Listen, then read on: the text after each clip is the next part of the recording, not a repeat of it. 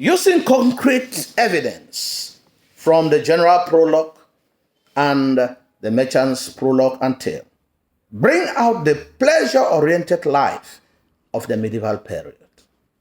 Pleasure-oriented.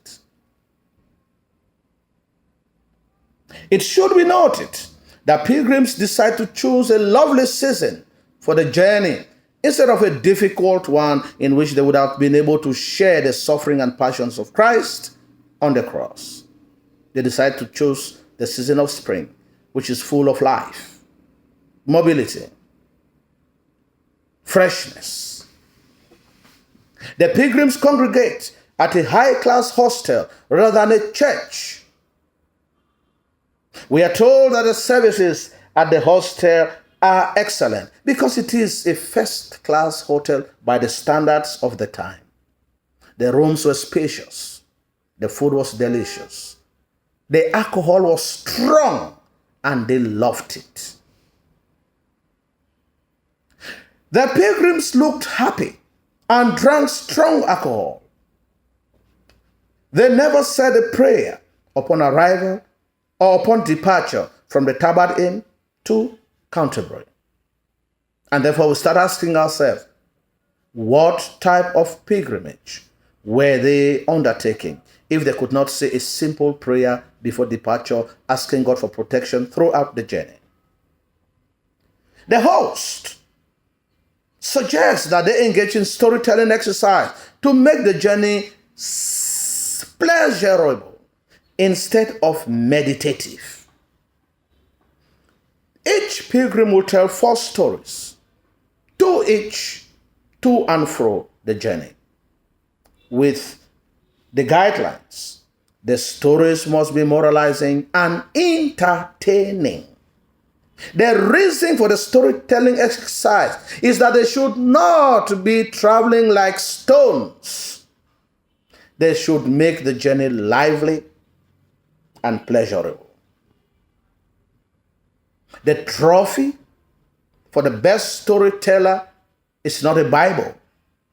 It's not another trip for a pilgrimage which will be paid by the other pilgrims, but a plate of food which will be paid by all at the Tabard Inn on their return journey. The church had pleasure seekers rather than those serving in God's vineyard, such as the prioress, who wants to explore the world by exposing her beautiful features. She puts off makeup. Although she's supposed to show charity to human beings in need, she prefers to feed animals. She has a golden chain, and instead of the inscription being Jesus is Lord, the inscription is Amor Vincit Omnia, which means love conquers all. We begin to doubt, what love is she talking about if she cannot feed human beings who are in need? We therefore realize that she is full of hypocrisy. She's materialistic. She's worldly. The friar, she's supposed to beg from the rich and give to the poor. He begs and keeps part of the money for himself, which he uses to buy gifts for the beautiful girl he might have had a relationship with. He knows all the taverns. He finds himself in the presence of rich city women and hates being in the presence of lepers and beggars, the people for whom his order has been created. Everything he does it purely for money. He listens to confessions, and he does not care how remorseful the sinner is to the confession. He's interested in the money he will receive. During days of settling disputes among Christians, he settles and collects a fee and gives us the impression that he has a special license from the Pope to conduct marriages, which is false. He's full of hypocrisy. He's materialistic and lustful. The monk does not love to stay in one place, contrary to the norms of monastic life that says that he should be secluded, prayerful, hard-working. He prefers to jump with his beautiful horses over fences. He prefers to go hunting. He eats a whole swan by himself. He loves a pleasurable life.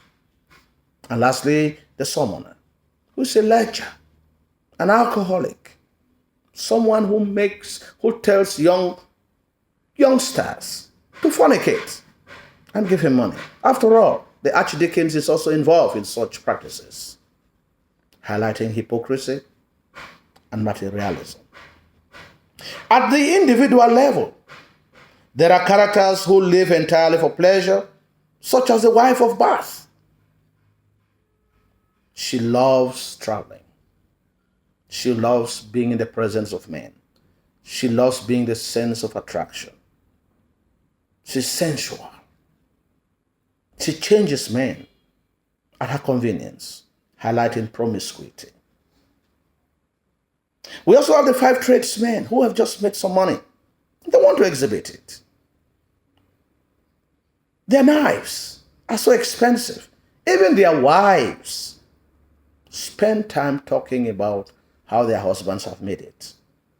They are going on the pilgrimage and they take with them a cook, whom they neglect at the level of his health, as he has an ulcer. But yet he is a specialist in cookery. That tells you, therefore, that they are taking the journey simply to enjoy their money. And they do not care about the person who provides them services.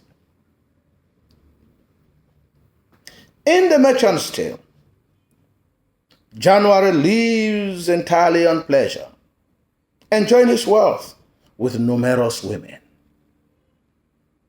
He lives in a kingly mansion,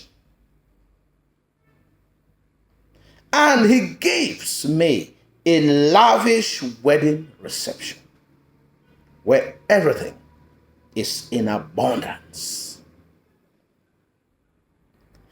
When he wants to spend time with his wife, he tells his guests to take whatever they want and live with. He also possesses a garden of love where he can spend time there with his wife and do all the things that they are unable to do on the bed, highlighting courtly love. Thank you for listening. Share the link and the videos to your friends all over the country. Let them also benefit. Don't be stingy with knowledge. Thank you.